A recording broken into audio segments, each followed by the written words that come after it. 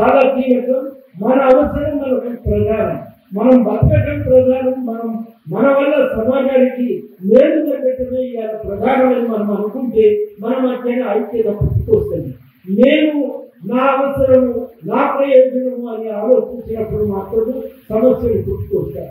మీరందరూ కూడా ఐక్యతను కాపాడుకోగలిగితే తప్పకుండా మీ విజయాన్ని మీరు సాధించగలుగుతారు. ఆ ఐక్యతను మీరు కాపాడుకోవాల్సిందిగా మీ అందరినీ కూడా నేను కోరుతా ఉన్నా. ఇచ్చిపోతే నష్టపోతాం, ఇడిపోతే నష్టపోతాం, పడిపోతాం. ఐక్యంగా ఉంటే మాత్రం స్పష్టంగా గెలుస్తామన్నది మనం గ్రహించాలి. దాన్ని ఆ బలాన్ని మనం కాపాడుకోవాలని మొట్టమొదటి అందరికీ కోరుతున్నా.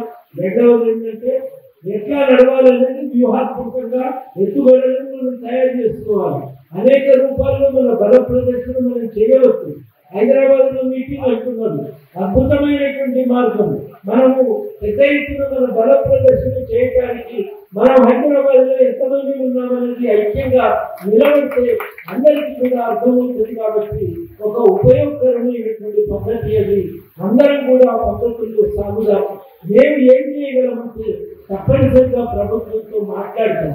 ఇదివరకే మాట్లాడి ఉంటే ఉన్నాం కూడా, ప్రభుత్వం కూడా చాలా సానుకూలంగా ఉన్నప్పుడు మరి మనం కూడా దాన్ని పోగొట్టుకోకుండా ఉన్న గుడ్వీళ్ళు అంటే కదా, సంపాదించుకున్న గుడ్వీళ్ళు పోగొట్టుకోకుండా దాన్ని ఆయన కోసం తప్పకుండా ప్రయత్నం చేస్తానని అందరికీ హామీ ఇస్తూ ఆ పని మీదనే ఇచ్చినాము. మేము ఉన్నాము, మాట దక్కలేము.